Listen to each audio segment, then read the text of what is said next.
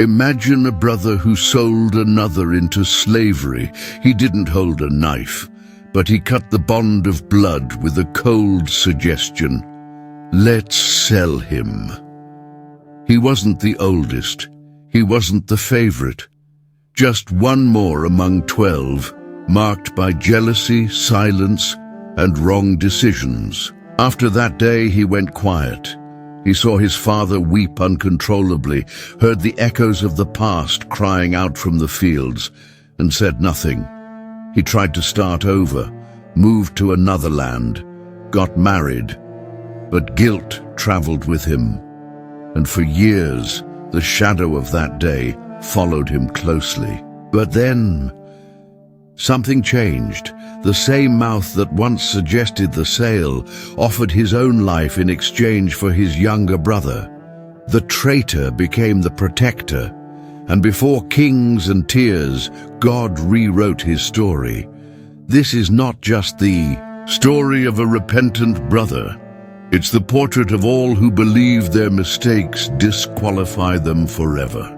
There is a hidden story behind the life of Judah.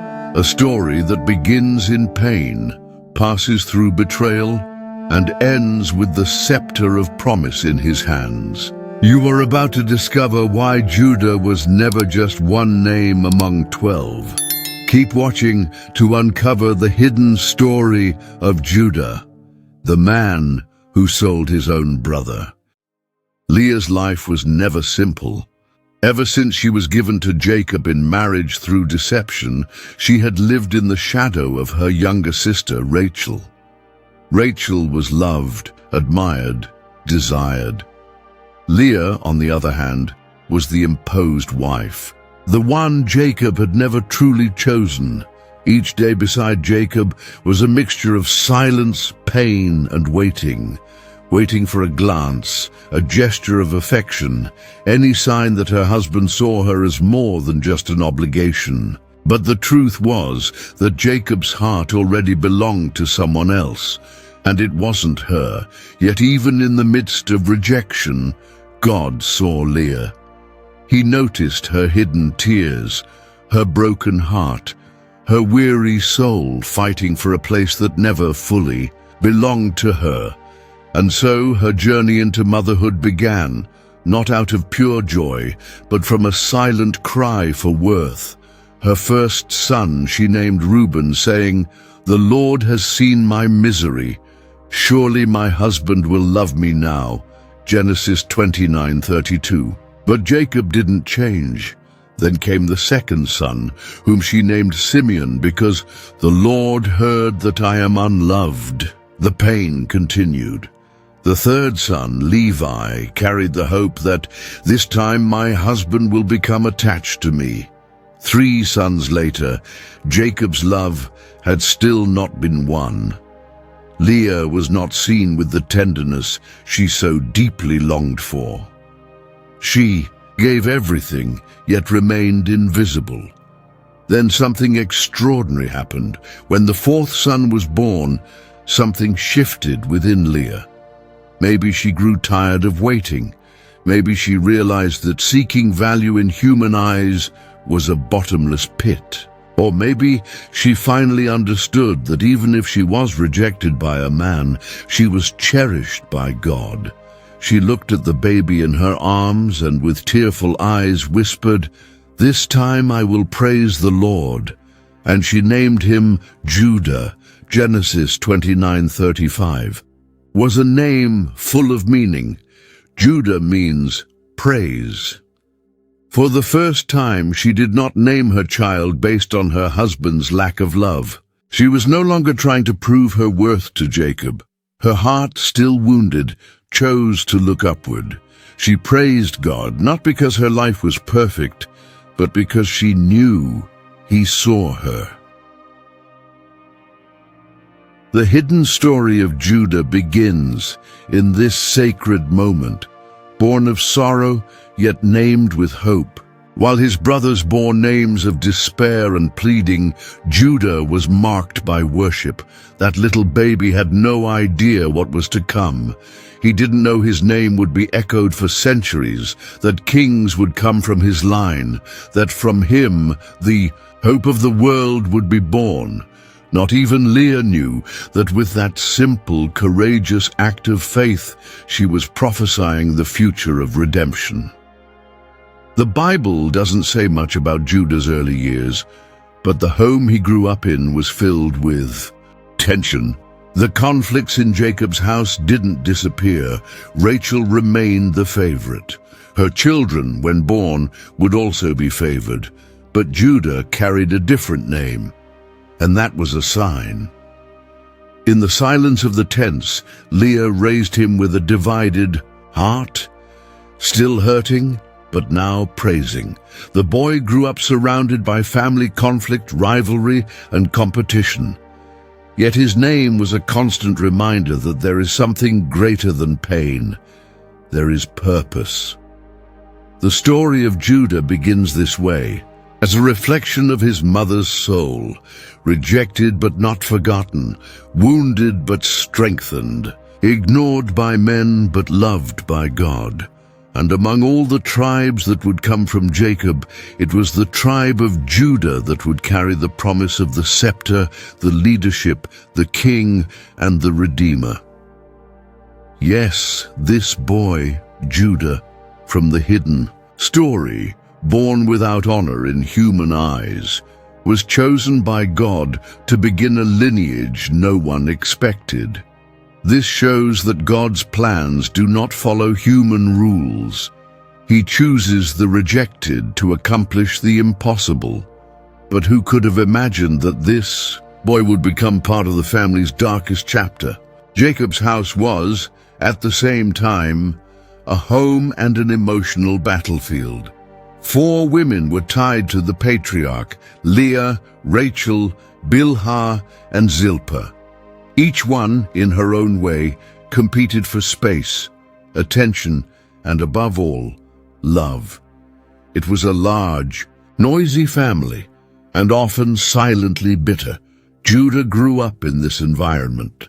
Even as a child, he learned that simply existing was not enough. One had to fight to be seen. His father's love was clearly focused on Rachel, the favored wife, the woman Jacob had always loved. And even with children around him, the patriarch's heart seemed to see only what came from her. For Leah, this was a constant pain. Though she had given Jacob 4 sons, her worth didn't seem to grow. With every new birth, maybe she hoped for a little more affection, a different look, a change. But Jacob remained the same, and the children felt it. Little Judah noticed when his father lingered longer in Rachel's tent. He saw the gestures, the glances, and grew up understanding that invisible lines divided the household. The sons of Bilhah and Zilpah, Rachel and Leah's maidservants, were also caught in this web. There was a constant power game between the legitimate sons and the sons of the servants. The mothers fed quiet rivalries. It was as if each child represented a banner, a conquest, or a threat. Judah became increasingly observant. From his older brothers, he learned strength. From the younger ones, he understood the fragility of emotion. Every family meal could be an opportunity to show leadership, or a battlefield to sow jealousy. Even without understanding everything, Judah felt he lived inside an unstable structure. His mother's silence often spoke louder than her words. There was pain in her eyes, but there was also a quiet faith, the same faith that once led her to praise God, even without being loved by her husband. It was in this setting that Judah was formed. He grew up learning that love is not always given fairly, that favoritism can wound deeper than harsh words, and that sometimes blood is not enough to unite brothers. Amid this tension, a new name began to be spoken more and more often in the tents: Joseph. He was Rachel's son, handsome, intelligent, and deeply loved by Jacob. From an early age, he received special treatment. His steps were protected, his words valued. When he was still just a boy, he received from his father a long, colorful robe, a gift that spoke without words who the favorite was. For Judah and his brothers, this was a blow. It wasn't just a beautiful garment. It was a symbol of preference, a definitive separation between him and the others. Judah looked at Joseph with a mixture of distrust and discomfort. He knew it wasn't the boy's fault, but he also knew that with so much unspoken pain, it was impossible to pretend it didn't hurt. The atmosphere in the house began to shift. The name Judah, which meant praise, now mingled with feelings that were hard to swallow. His identity, born of sincere worship, was now confronted by the harshness of family life. Even so, Judah didn't stand out as someone who exploded with anger. He observed, he held things in. He took note of preferences, injustices, and his brother's weaknesses, including his own. The hidden story of Judah continued to be written in the silence of his gaze and in the tension of every family meal. There he learned that surviving in that household required more than physical strength. It required wisdom, strategic silence, and perhaps a touch of coldness. But everything was about to get worse, and then a new brother arrived. The one who would change everything. Joseph arrived like a ray of light that outshone the rest. The son of beloved Rachel, he seemed to be the child Jacob had always dreamed of. From a young age, Joseph was surrounded by care and attention. But as he grew, it wasn't just his father's affection that set him apart. It was the way Jacob treated him in front of everyone. While the other sons left early for the fields, Joseph stayed behind. While they sweated through the day's work, he walked among the tents, watching, reporting. It was as if he were protected. He didn't have to try to be seen. He already was. Judah, now older, saw it all. He didn't need to say much. He simply watched. The boy of dreams, as Joseph came to be known among his brothers, was soon to become the center of a storm. It happened when Jacob gave Joseph a long, colorful robe, unlike anything his other sons had ever worn. That garment was more than a gift. It was a banner of favoritism. In every colorful thread of the robe, there was a silent message. This is my special son. The atmosphere in the house worsened. The brothers' eyes filled with envy. Every move Joseph made was met with suspicion, and he didn't help ease it. Joseph began sharing dreams where he stood above them. He dreamed that bundles of grain bowed down before his. Then that the sun, moon, and 11 stars bowed before him. Judah listened in silence. His mind worked quietly, his eyes fixed on Joseph with intensity. Unlike Simeon and Levi, who acted on impulse, Judah was calculating. He wasn't driven by outbursts, but by strategy. Jealousy spread like weeds among the brothers. With each of Joseph's words, the air grew more poisonous. Laughter faded. Glances turned cold. There was an invisible tension now impossible to hide, even among the servants. Joseph, perhaps naive or perhaps aware of his place, didn't grasp the depth of the wounds he was causing. Or if he did, he didn't seem to care. Judah, meanwhile, kept his eyes steady. He wasn't the type to explode. He was the type to plan. Jacob's household, already scarred by favoritism, was now a field ripe for crisis. Judah knew that Words had power, and Joseph's dreams stirred something deeper than pride. They struck at the heart of identity, at the sense of rejection the brothers had carried since childhood. In Judah's mind, memories stirred, his mother crying, his brothers working hard without a single look of gratitude, Jacob's silence in the face of so much injustice. All of it blended with the present moment. Joseph's tunic had become a symbol of a wound that never healed. Judah carried within him a history of rejection, now translated into a bitter question. Why him and not us? The praise that gave his name its meaning now felt distant. The hidden story of Judah continued silently, shaping his character in the shadows of jealousy. His mother Leah's faith still echoed in his soul, but the unfolding events were beginning to drown out that song. The atmosphere was heavy. The brothers whispered among themselves. Hatred smoldered like a hidden ember. Until the day came when Jacob sent Joseph to the fields, where the brothers were tending the flocks. It was just a visit, a simple request from the father.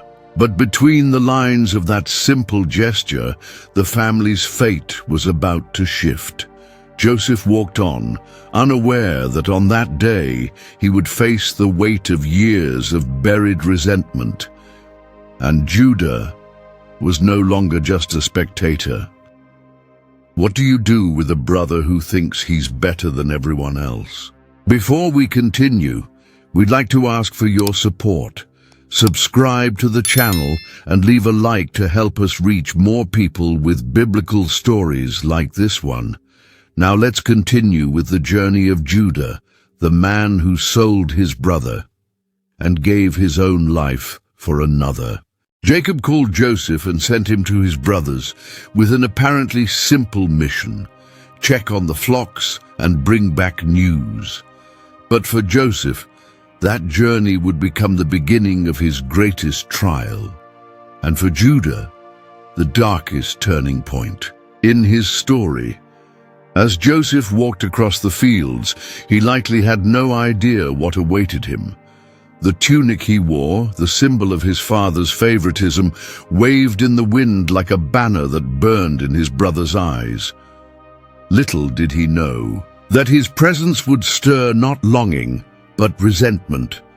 Judah saw him first. He recognized his brother from afar, by his posture, his gait, and of course by the colors of the tunic that seemed to shout, "I am the favorite." A heavy silence fell among the brothers. When the others also noticed who was approaching, the atmosphere shifted. Words were exchanged in haste, words poisoned by years of bitterness. "Here comes the dreamer," one of them muttered. Eyes narrowed. The rage, once contained, burst like a broken dam. Dangerous ideas surfaced quickly. "Let's kill him. We'll tell our father he was devoured by a wild beast." It was the perfect moment. Far from their father's eyes, far from the family tents. But then, amid the agitation, Judah spoke. He didn't need to shout. His words were dry, firm, rational. "What profit will we gain by killing him? What do we get from that?" The brothers fell silent for a moment. "Let's sell him to the Ishmaelites. He is our brother, our own flesh. Let's not shed blood." Judah's words sounded like a clever plan. Anger gave way to convenience. The proposal made sense. They'd get rid of Joseph, they wouldn't be guilty of bloodshed, and they'd even make a profit. It's easier to deal with a guilty conscience when evil wears the mask of logic. When Joseph arrived, he wasn't met with hugs, but with violent hands. He was stripped of his tunic, the symbol of his special place, and thrown into a dry cistern. Judah watched. He didn't intervene. He didn't pity. He just waited. Soon after, a caravan of Ishmaelites approached, merchants on their way to Egypt. The perfect opportunity. The brothers called them over, bargained, and sold Joseph like any ordinary slave, nameless, worthless, defenseless. Judah did not hesitate. The young man was taken away, bound, not understanding why. Joseph's eyes, full of questions and fear, met Judah's for a brief moment, but Judah remained unmoved. It was as if his gaze said, "This is necessary." The payment was made, 20 pieces of silver. The brother who once slept beside them in the tents was now merchandise in a distant market. When the caravan's dust finally settled, the weight of what had happened fell on them all. But no one spoke. Only Judah seemed at peace. The tunic was then stained with goat's blood. They would return home with a tragic tale, but a false one. Jacob would receive the garment as if it were a body, and would mourn like a man who had lost everything. It was cruel, but it was the plan. The voice that was meant to lead with praise led with betrayal. The sound of footsteps was muffled by the dust of the road. None of the brothers spoke. The silver coins were already tucked away, but the weight they carried wasn't in their pockets. It was in their hearts. Joseph's tunic, once a symbol of favoritism and pain, had now become the centerpiece of a cruel lie. The plan had been set in motion. Now it was time to perform. They arrived home before sunset. Jacob was waiting, filled with hope, eager for news from the son he had sent. But instead of Joseph's cheerful voice echoing through the camp, the patriarch was met with tense silence and a blood-stained garment. "We found this in the field. See if it is your son's tunic," they said, handing over the piece of clothing as if it were just any other item. Judah stayed in the background. He said nothing. He only watched. Jacob took the tunic with trembling hands, his eyes locked on the red stains. The fabric was unmistakable, the tunic he himself had given to his beloved son. His face turned pale, his body weakened, a deep groan escaped his mouth. The tears came without warning. Jacob tore his clothes and collapsed to the ground. My son, my Joseph, torn to pieces, dead, he cried, covering his head with ashes and his chest with grief. The entire household gathered around, trying to understand what was happening. The wives tried to console the patriarch, but he refused to listen. His sons approached, all but Joseph, and tried to offer words of comfort, but no voice could pierce the sorrow that had consumed Jacob. Judah watched everything in silence. He saw his father wither in grief, and deep down he knew that pain had a name, it had a cause. And it was alive somewhere in Egypt, weeping just as bitterly as the father who thought he had lost him. But Judah said nothing. Being part of that lie was like carrying an invisible burden on his shoulders. Every step through the house, every look from Jacob, every sigh of longing from his father was like a needle stabbing his conscience. The guilt was never spoken out loud, but it echoed loudly inside him. It was too late to turn back. Joseph's sail couldn't be undone. The lie once told couldn't be taken back, and Jacob's heart was shattered. Days passed, then weeks, and Jacob continued to reject all comfort. Sadness settled over the entire camp. The once strong and active patriarch was now a shadow of the man he had been. He walked little, ate even less, and always returned to the tunic, holding it as if it were a body.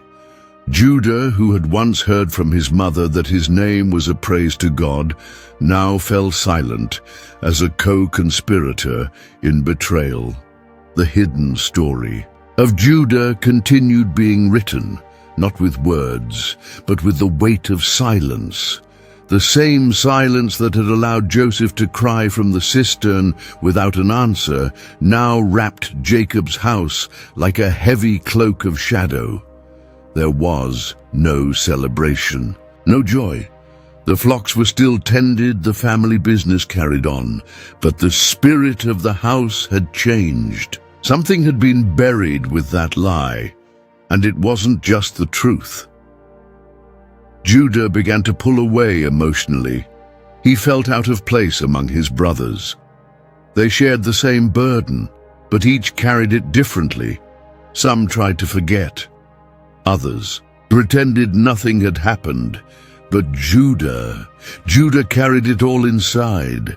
There were nights when he'd leave the tents and stare at the sky. He remembered Joseph's eyes as he was taken away, Jacob's expression as he held the tunic, the tears Judah never let fall.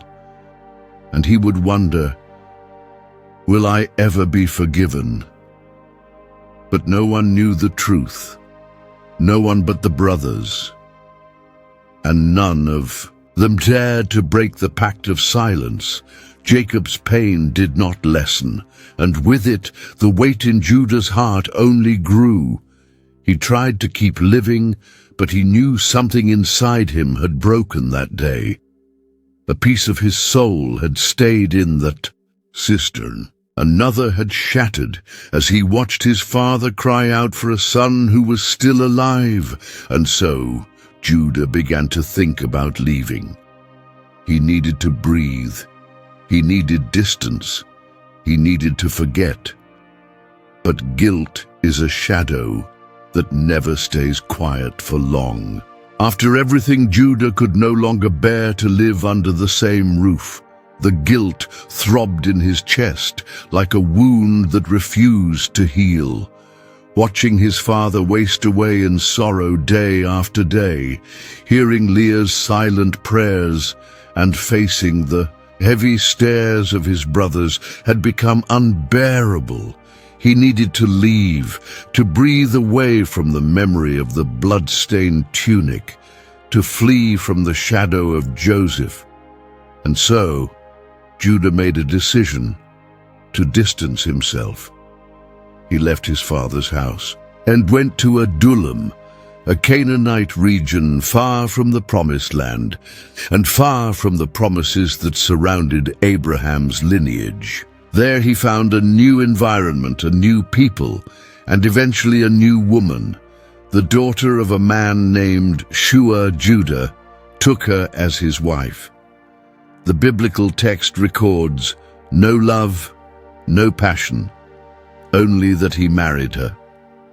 Perhaps he sought a new beginning, perhaps just distraction. What he truly longed for was to escape the burden he carried on his shoulders, a guilt that even time could not ease. From this marriage came 3 sons, Onan, and Shelah. The firstborn grew quickly, and soon Judah arranged a wife for him, Tamar, a young woman from that region. Judah saw in the formation of a new generation a chance to rebuild. Perhaps by building a new family, he could leave the past behind, but what seemed like a new chapter came with a clear reminder: the past cannot be erased by distance. And pain does not dissolve in silence. The eldest became wicked. Scripture says he was evil in the Lord's sight, and so God took his life. The loss was sudden. Tamar became a widow while still young. Judah's household entered into mourning, a grief not caused by direct guilt, but one that reignited old memories. Judah, following the custom of levirate marriage, the law requiring the younger brother to raise offspring in the name of the deceased, gave Tamar to Onan, his second son, But Onan refused to fulfill his duty. He would lie with Tamar, but would not allow conception, knowing the child would not be counted as his.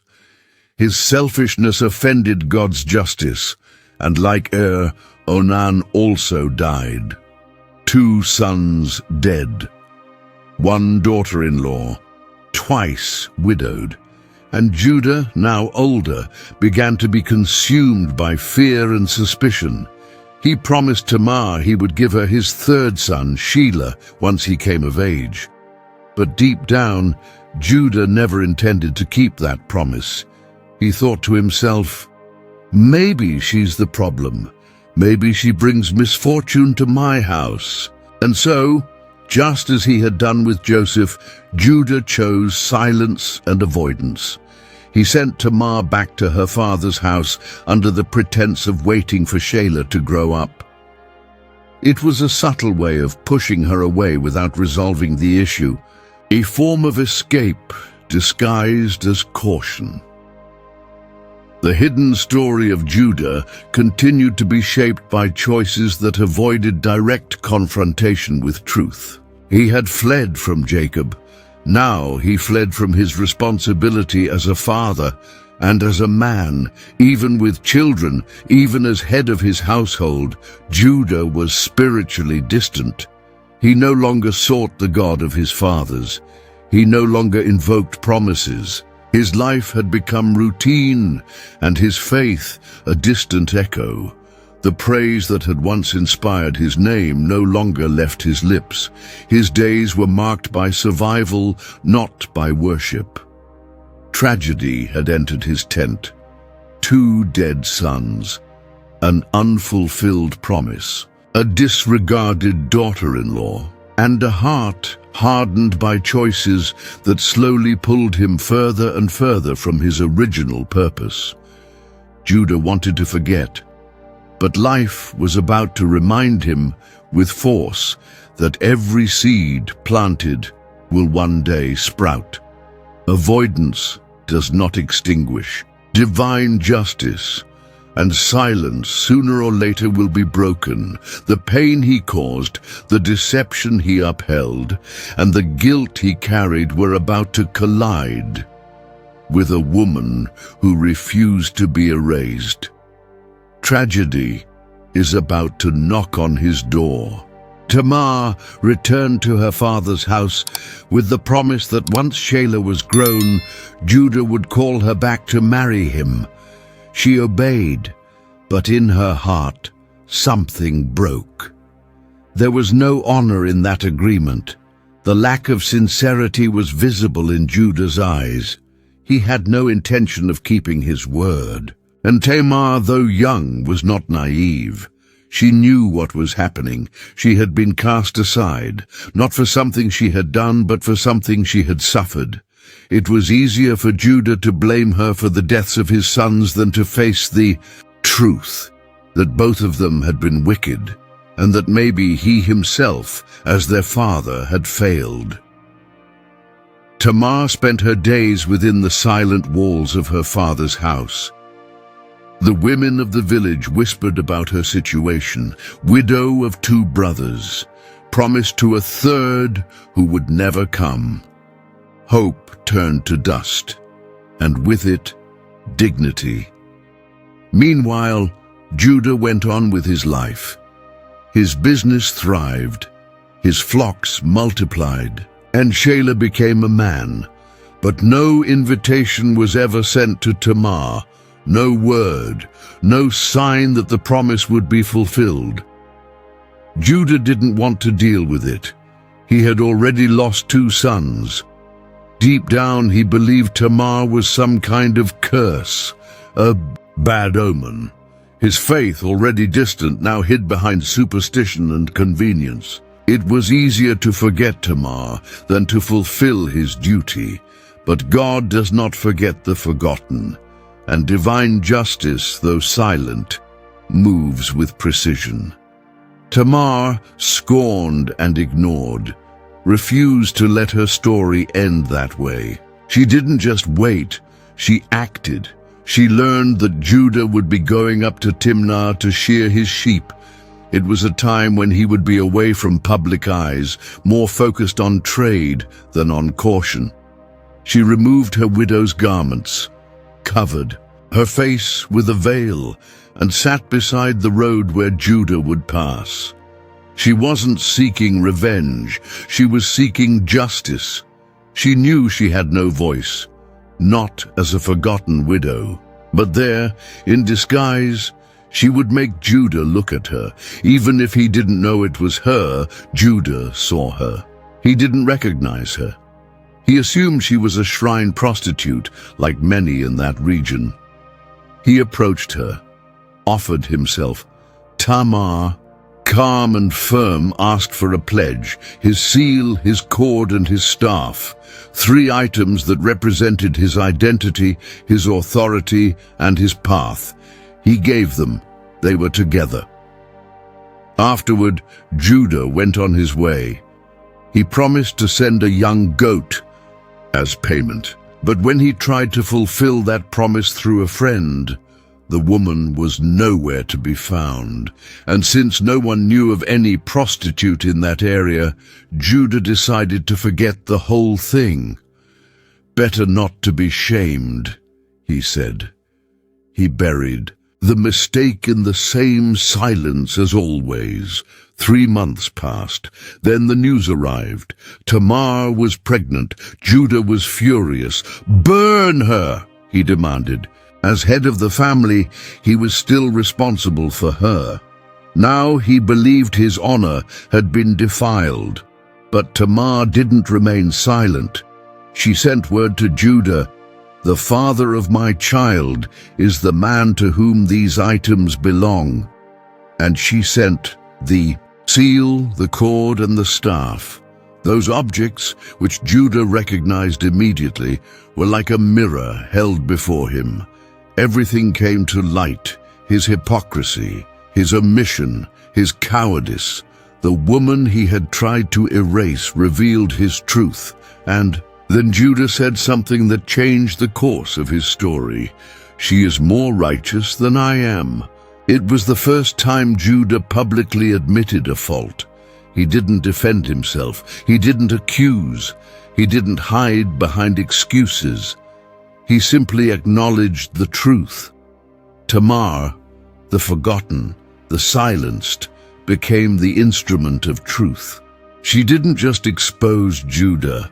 She made him see himself. The hidden story of Judah took a turn in that moment. For the first time, his conscience had space to breathe. There was no external punishment, no iron hand from heaven. There was a confrontation, yes, but it was internal, a confrontation that hurt, but also set him free. Tamar went on with her life. She gave birth to twins, Perez and Zerah, and through the line of Perez, King David would one day be born.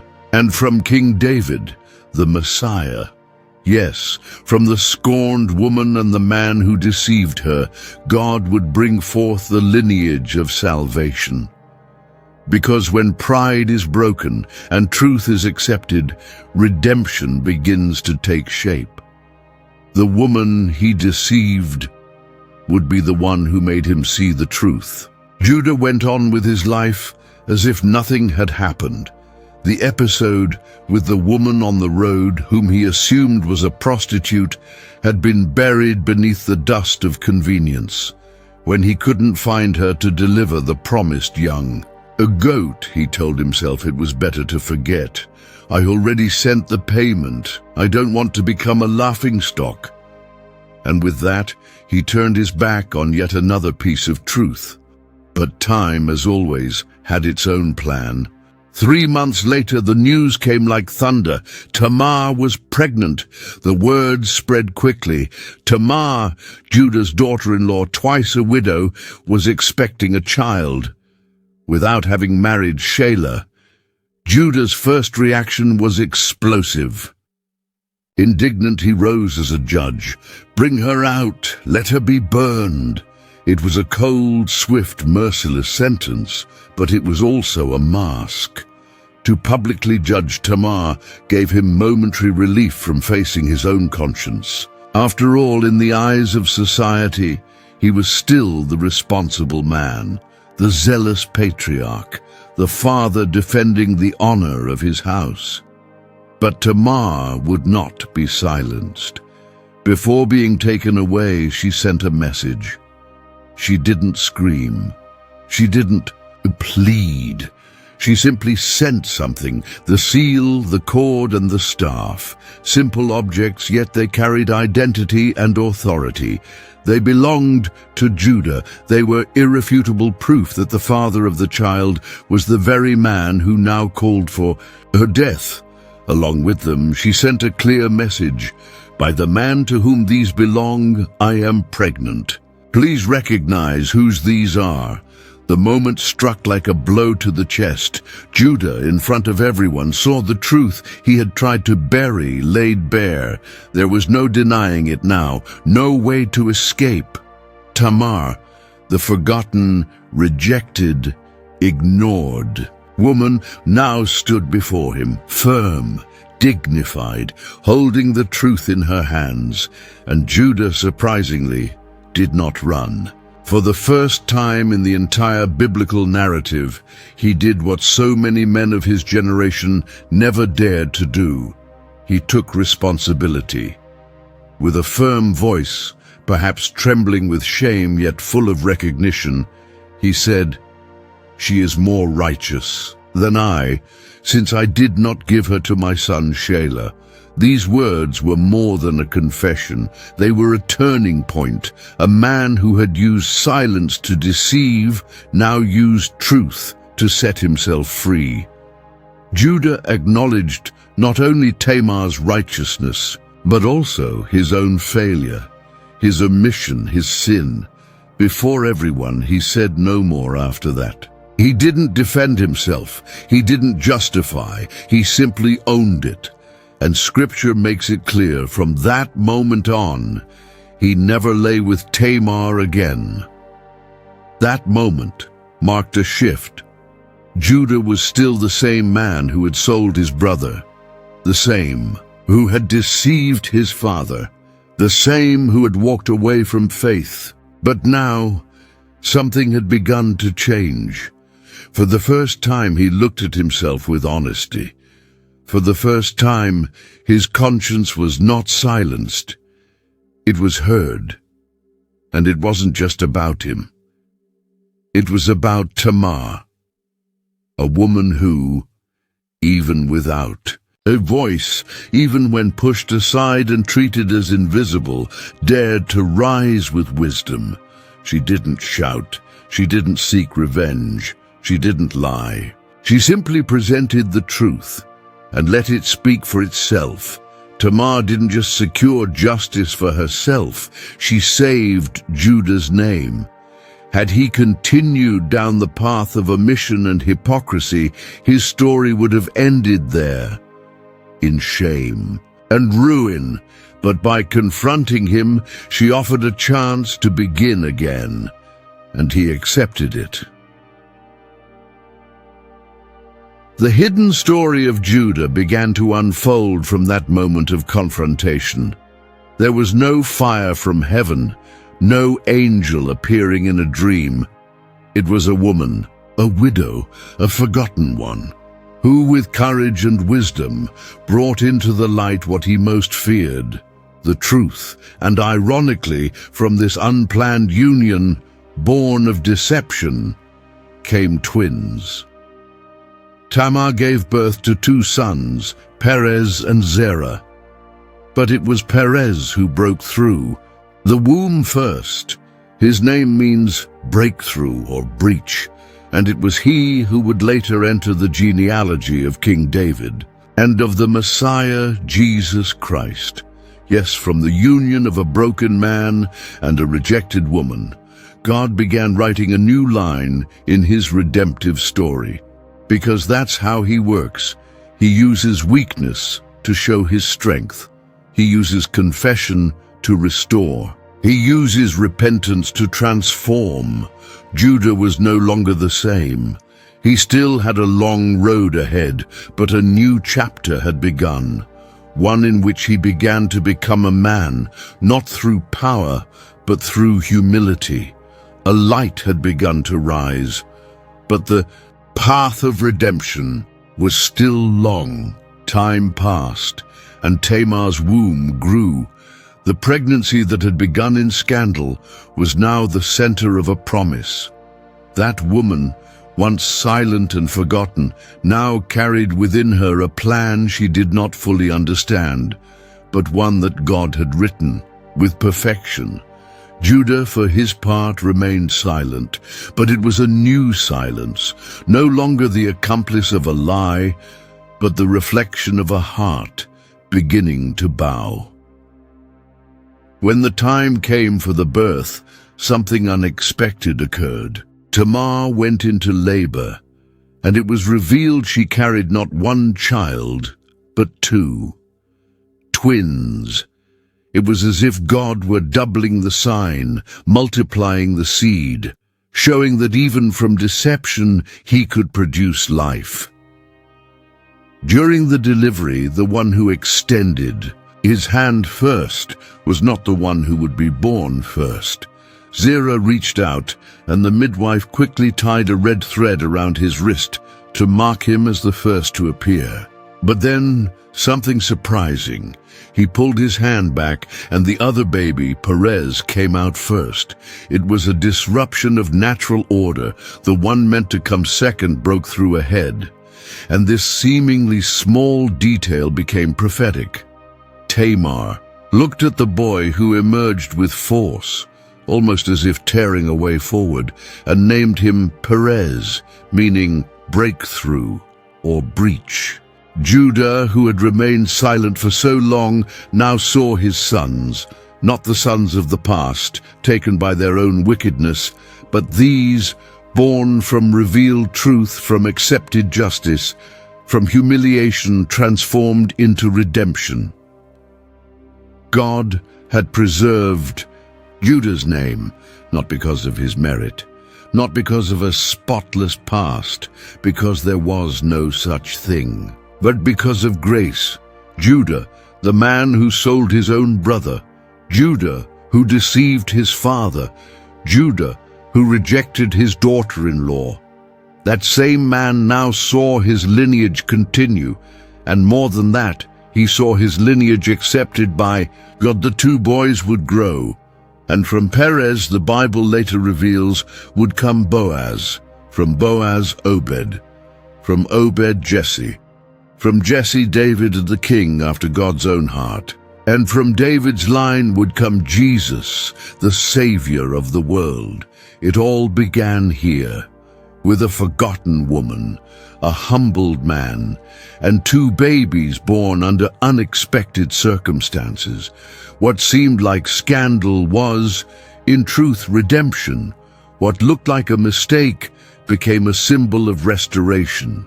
What appeared to break the law turned out to be the fulfillment of purpose. Judah, a man shaped until then by human decisions, was now caught up in a divine one. He didn't plan this lineage. He didn't seek this outcome. But God, sovereign as ever, used every broken piece of his life to stitch together an eternal plan. The boy born from a rejected mother, the one who had been named Praise, now saw grace take form before his very eyes. And though there was still a path of reconciliation ahead, the first step had been taken, not by the strength of his own will, but by the sovereignty of the God who turns falls into new beginnings. Tamar, for her courage, entered the story of faith, not as a scandal, but as a symbol. A woman who, when silenced, found her voice, who, when despised, revealed justice, who, when used, gave birth to the next link in the promise. And Judah. Judah began to understand that redemption is not about erasing the past, but allowing God to write something new from it. And meanwhile, in Egypt, Joseph's story takes a new turn. Years had passed since the birth of Perez and Zerah. Judah's life seemed to have found a new rhythm, but there was no forgetting. The scars of the betrayal of Joseph, the deception of Jacob, and the justice of Tamar remained. Even though routine kept him busy, memory was a constant reminder that not all debts are paid with time. Some require returning to the point of origin. It was in this setting that famine arrived. The land of Canaan dried up. Crops would no longer sprout. The herds were wasting away. Scarcity invaded the tents like a shadow. And Jacob, now older and more fragile, gathered his sons and said, "I've heard there is grain in Egypt. Go there and buy food so that we may not die." It was the first time in many years that Judah and his brothers would set out together on a mission. They were no longer just shepherds. Now they were heads of their own households, grown men. But they carried a shared past that, though never spoken of, united them through bonds of silence and guilt. 10 brothers departed. Benjamin stayed behind with Jacob. The father could not bear the thought of losing him too. He had already lost Joseph, or so he believed, and Benjamin was now the most precious link to Rachel's memory. So he remained, and Judah, more experienced, more mature, went with the others. They arrived in Egypt, a strange land full of wealth and rules, organized under the authority of a powerful man, second only to Pharaoh. This man, who spoke through interpreters, watched everything with piercing eyes. His face was unfamiliar to them, but to him, the faces kneeling before him were old acquaintances. Joseph recognized them immediately. His brothers, the ones who had sold him, the ones who ripped him from his youth, handed him over as a slave, and plunged their father into sorrow. But he did not reveal himself. Not yet. There was a purpose in his heart, and a wound not yet healed. Judah did not recognize him, nor did the others. That Egyptian figure looked nothing like the brother they had once left bound to an Ishmaelite caravan. But something about the man unsettled them. He accused them of being spies. He asked about their family. He wanted to know if they had more brothers. And when they mentioned Benjamin, he became stern. "Bring this youngest brother to prove you are not lying." They returned to Canaan with sacks of grain and a clear warning. If they wanted more food, they would have to bring Benjamin. Jacob resisted. Fear paralyzed him, but hunger spoke louder. And it was then that Judah, with a new posture, stepped forward. He was no longer the same man who had stood silent as his father collapsed in grief. Now he stood firm and said, "I will be a guarantee for him. If I do not bring him back to you, I will bear the blame before you forever." It was a crucial moment. Reuben had also offered his own sons as collateral, but Jacob had refused. When Judah spoke, there was something different in his voice, something that didn't come only from his lips, but from his heart. A repentant man, a man willing to carry a burden, not run from it. The hidden story of Judah was returning to the center of the narrative, not as the traitor, but as the responsible one. The man who had once proposed a plan that shattered the family was now offering a path to save it. Jacob reluctantly agreed. They prepared gifts, payments, and set out once again, this time with Benjamin, and with him, the tension. Judah's heart beat harder. He knew their fate was on the line, but he also knew his, personally, was being tested, not by the hands of the man on the throne, but by the hands of God. Upon arriving again in Egypt, they were taken to Joseph's house. The ruler received them with a banquet. He saw Benjamin and was moved with emotion, but still kept his identity hidden. They rejoiced. For a moment, they thought the worst was behind them, but they were wrong. The true test was yet to come. The food was running out. The grain brought from Egypt was no longer enough. The mouths in Jacob's household had multiplied, but the supplies were dwindling. Hunger returned, stronger, more urgent, and with it the dilemma Jacob had tried to avoid. The powerful man in Egypt had been clear: do not return without your youngest brother. But for Jacob, that demand was like reliving grief. After losing Joseph, to send Benjamin was like surrendering his heart for a second time. Rachel, his beloved, was gone. Benjamin was all that remained of her, the last fragment of an irreplaceable love. The sons knew it, and that's why they hesitated to speak. But hunger pressed in. Lives were at stake. It was then that Judah rose.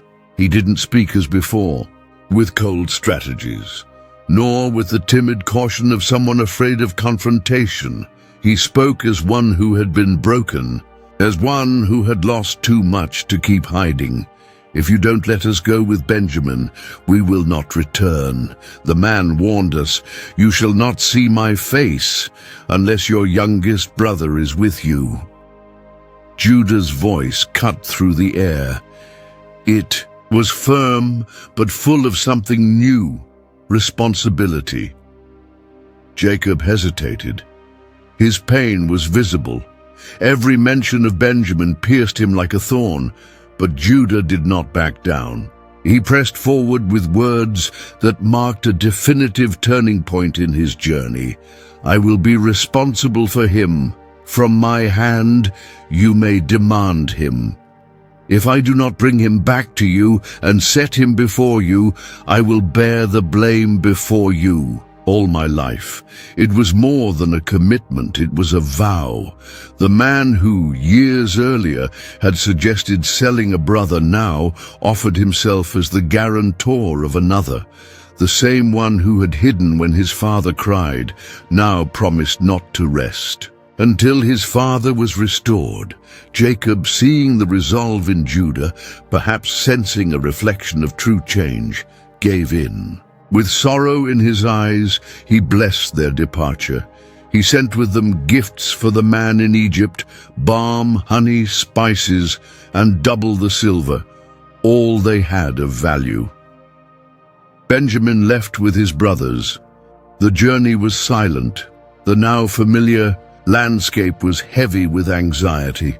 But Judah did not waver.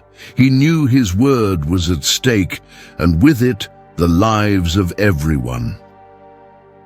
Upon arrival, something unexpected. They were brought to the governor's house. They feared a trap.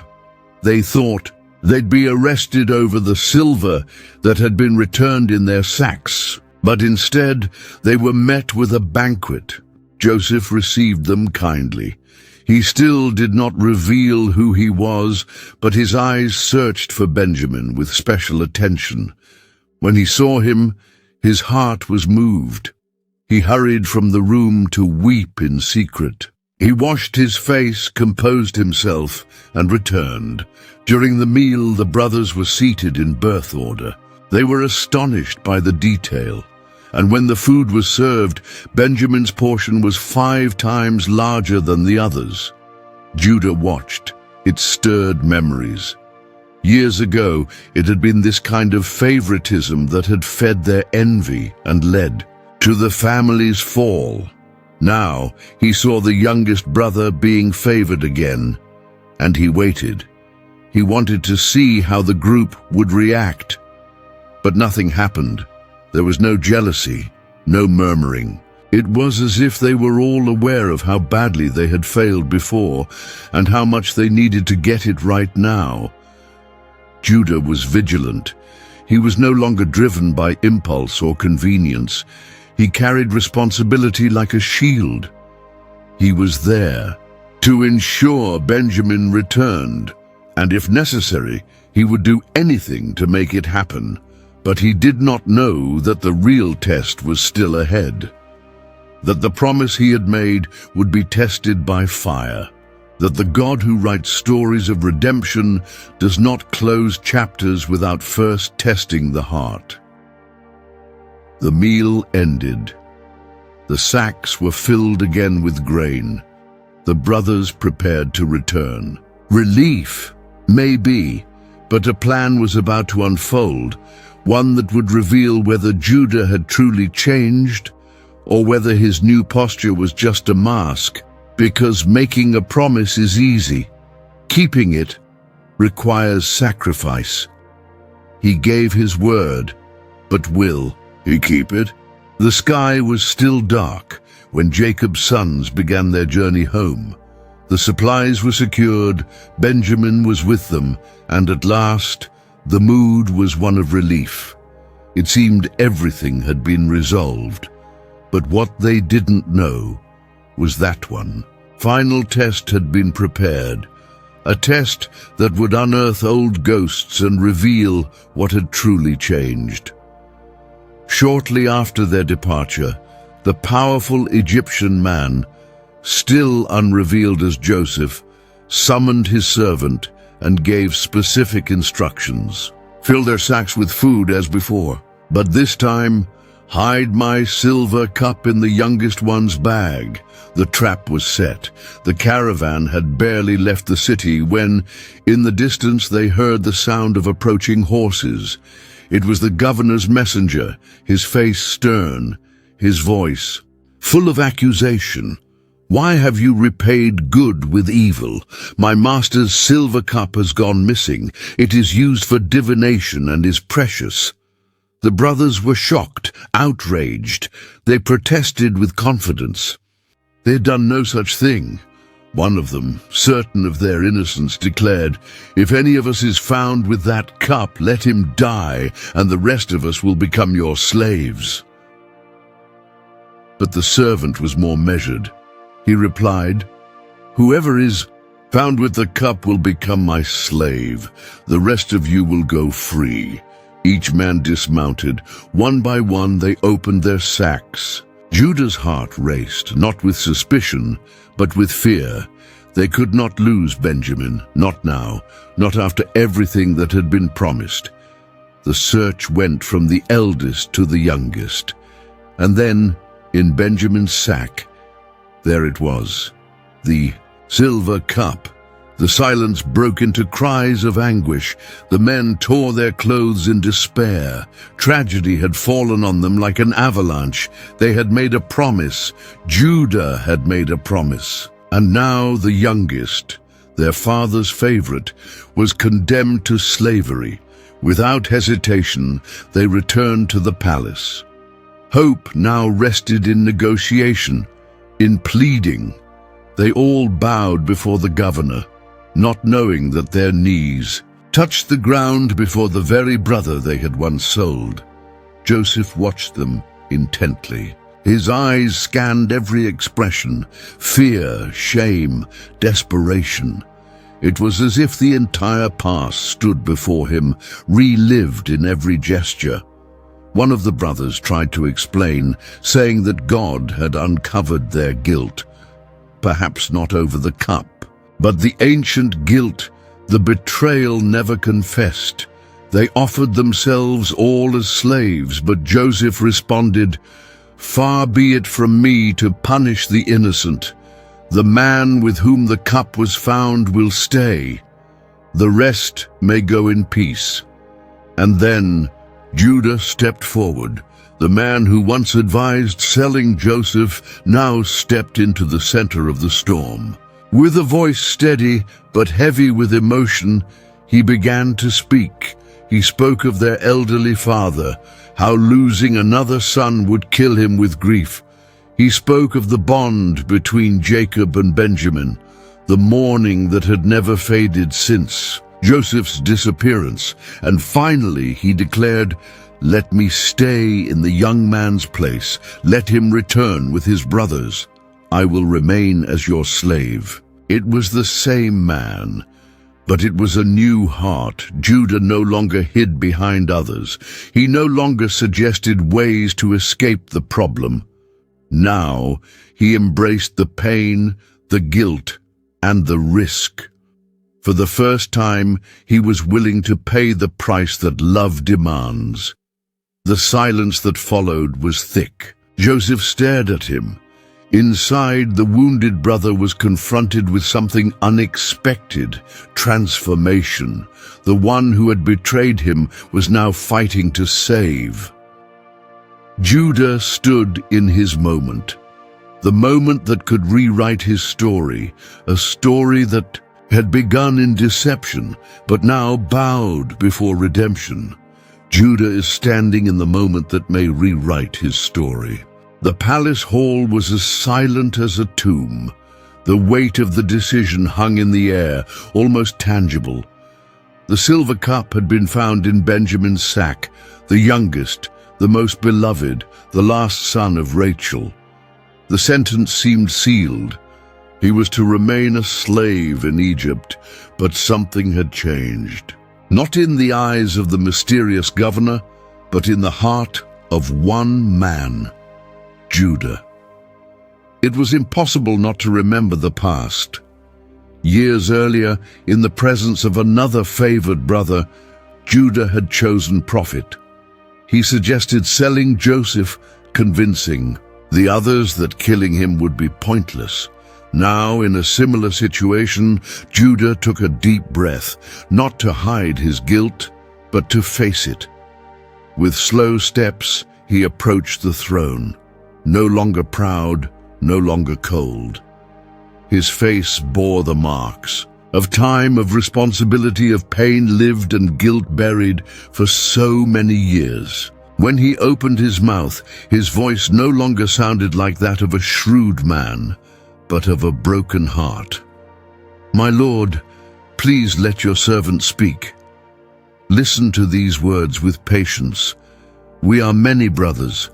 We have an old father who already lost a son. Benjamin is all he has left from the woman he so deeply loved. If we return home without him, our father will not survive.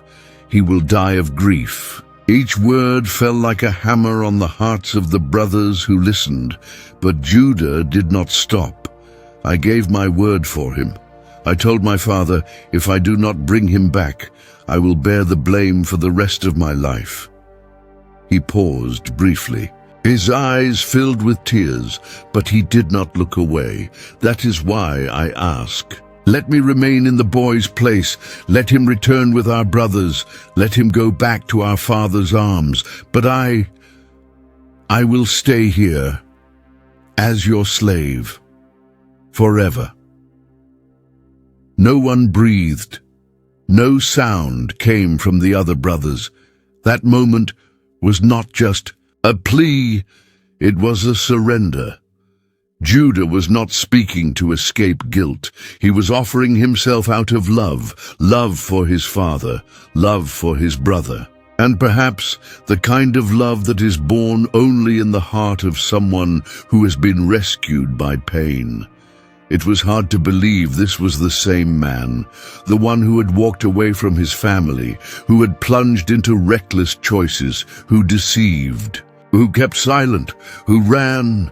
Now he had returned, not as the same man, but as someone who had learned, who had fallen and risen, who once lied, but now spoke the truth with his whole soul. Joseph's eyes were fixed on him. No word had yet been spoken, but something was shifting. The silence deepened, as if time itself had paused. Judah remained there, waiting, not for applause, not for reward, simply waiting for justice.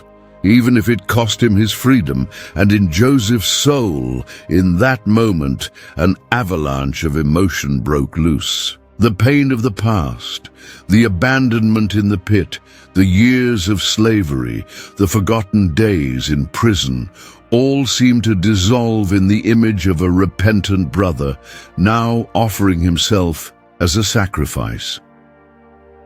Judah, the name his mother gave in the midst of sorrow, meaning praise, now finally made sense, because only someone who understands grace can truly praise. Only someone who acknowledges their guilt can offer themselves in another's place.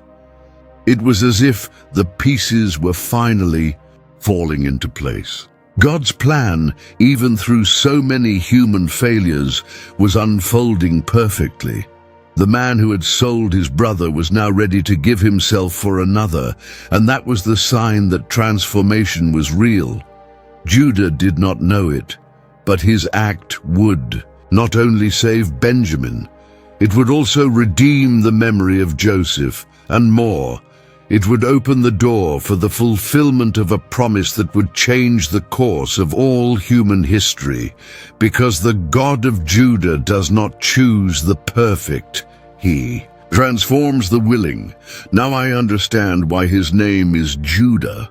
Judah's words still echoed in the tense silence of the Egyptian palace. His brothers stood frozen. The governor of Egypt, that powerful and mysterious man, had just heard the most courageous and broken declaration one could make. Judah, the very one who had sold his brother into slavery years ago, was now offering his own life in exchange for Benjamin's freedom. Joseph remained silent for what felt like an eternity. His eyes were wet. All the weight of the years, of forgotten dreams, half-healed wounds, rested on his shoulders. The pain of abandonment, the emptiness of slavery, the injustice of prison, all of it gained new meaning in that moment. He couldn't hold it in any longer. With a trembling voice and a heart ablaze, he shouted for all the Egyptians to leave the room. The guards, the interpreters, the servants, all exited quickly, startled by the sudden outburst of emotion. Only he and his brothers remained, men marked by bad choices, betrayals, and silences that hurt more than words. But now was the time for truth. Joseph began to weep, not a quiet weeping. It was loud, unrestrained, like the sobs of a child reunited with his mother after a season of fear. His cries were so intense they echoed through the palace corridors. Even the Egyptians at a distance heard them, and then he spoke, for the first time, directly to them, in Hebrew, without an interpreter. "I am Joseph, your brother." Time seemed to stop. The brothers froze. The blood in their veins turned cold. The impossible stood before them. The brother they had discarded like an object, sold as a slave, was now the second most powerful man in Egypt. Joseph stepped forward. "I am Joseph, the brother you sold. But do not be distressed. Do not be afraid or blame yourselves for what you did. It was God who sent me ahead of you to save lives." Joseph's words came not as vengeance, but as healing. He saw through the eyes of faith that every bit of pain had been shaped by God into a greater plan. He didn't minimize the suffering, but he saw beyond it divine purpose. The brothers still didn't know how to react. There was shame, there was fear, but Joseph drew near. He embraced Benjamin first, and the two wept on each other's shoulders. Then, one by one, he embraced his brothers. No accusations, no demands, only embraces, full of grace and reconciliation. And in that moment, Judah, the one who most needed that embrace, allowed himself to cry freely. He knew what he had done. He knew the weight he had carried, but in that embrace he felt forgiveness. Not just his brother's forgiveness, but God's. It was the beginning of a new story. Joseph then told them they must return to Canaan, bring their father, and move the entire family to Egypt. There they would live under his protection. They would enjoy the best of the land. He, the one who had been abandoned, would now become their provider. The hidden story of Judah, the man who had sold his own brother, was beginning to transform before the eyes of the world. The one who had fallen so low was now playing a key role in a divine restoration. It was no longer about guilt, but about grace. No longer about the past, but about the future.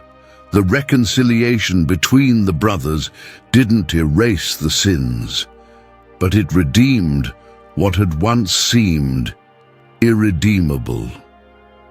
It was as if God himself, through Joseph, was declaring, even what was meant for evil I can use for good. Judah said nothing, but his heart rejoiced. He had surrendered himself and had been received. He had risked everything out of love for a brother and had found forgiveness. The one who once walked toward darkness now stood before a light so bright it outshone everything else. The story that began with a blood-stained tunic was now being rewritten, with tears of repentance, sincere embraces, and promises of a redemptive future. But there is still a blessing to come. Something even greater is drawing near. Time had passed since Joseph had revealed himself to his brothers in Egypt. Jacob's family now lived in Goshen, a fertile land granted by Pharaoh. The famine that plagued the region did not touch them, for they were under Joseph's protection. Jacob, now old and sensing that his days were nearing the end, called his sons to bless them. He gathered them around his bed and began to speak. Not just farewell words, but prophecies about the future of each one. When it came time for Judah, Jacob looked deeply into his son's eyes. The same son who once suggested selling Joseph now stood before him, transformed. Jacob saw not only his child, but the man he had become. Judah, your brothers shall praise you. Your hand shall be on the neck of your enemies. Your father's sons shall bow down before you. These words rang with power. Judah, though not the firstborn, would receive honor and leadership. Jacob continued, Judah is a young lion. From the prey, my son, you have gone up. He crouches, he lies down like a lion and like a lioness. Who dares to rouse him? The image of the lion symbolized strength, courage, and royalty. But the most impactful prophecy was yet to come. The scepter shall not depart from Judah, nor the ruler's staff from between his feet, until he comes to whom it belongs, and to him shall be the obedience of the nations. These words carried immense prophetic weight. The scepter, symbol of authority and dominion, would remain with Judah until the one to whom it truly belonged arrived, a clear reference to the Messiah, who would descend from Judah's lineage. Jacob went on. He ties his donkey to the vine, his colt to the choicest branch. He washes his garments in wine, his robes in the blood of grapes. His eyes are darker than wine, and his teeth whiter than milk. The description painted a picture of abundance, prosperity, and purity, but also carried hints of sacrifice, blood, and redemption. Judah listened in silence. His heart was full of emotion. He remembered his mistakes and failures, but also his transformation. And now he received a promise far beyond his understanding. after blessing all his sons. Jacob gave instructions for his burial and then passed away. He was buried in the cave of Machpelah, alongside his ancestors. The hidden story of Judah, marked by ups and downs, culminated in an eternal promise. From his line would come the Messiah, the Savior, the one who would bring redemption, not just to Israel, but to all nations. The hidden story of Judah comes to a close, but his influence lives on through the centuries. When we look at Judah's life, we don't see a hero from the beginning. On the contrary, what we see is an ordinary man, flawed, who made grave mistakes. A brother who suggested selling Joseph, a son who participated in the lie that broke his father's heart, a man who sought refuge far from his family in choices that distanced him from God. And yet, God chose this man to carry something eternal.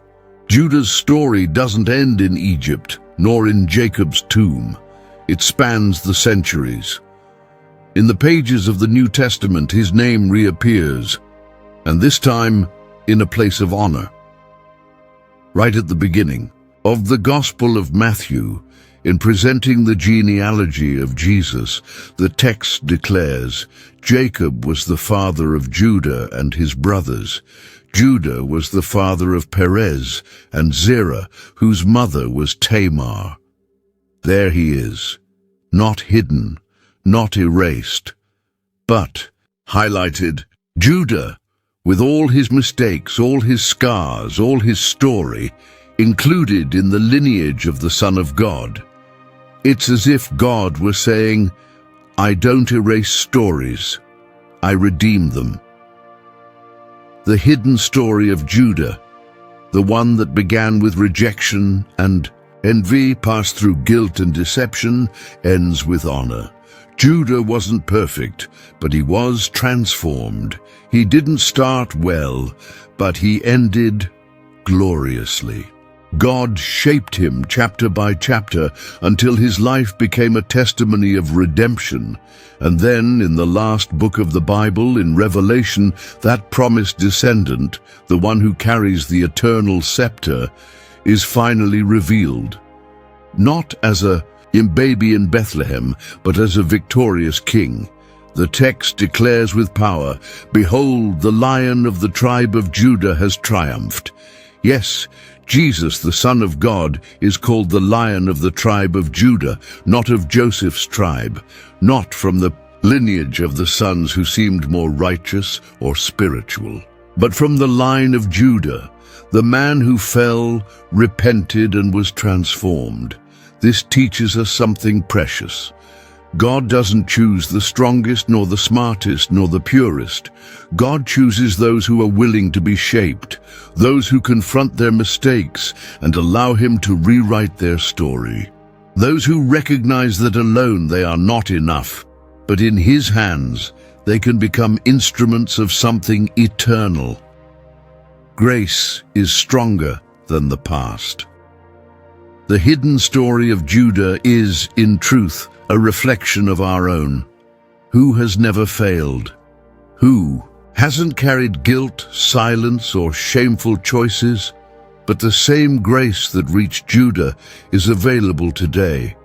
The same voice that forgave, embraced, and restored in Egypt still speaks to our hearts. And here lies an invitation. What part of your story are you still hiding? What chapter from your past do you believe God cannot use? Surrender it, bring it into the light, because when we place our failures in the hands of the Father, He transforms them into testimony. He writes lines of grace where once there was shame. He raises up kings from repentant sinners. The hidden story of Judah shows us that no one is beyond the reach of mercy.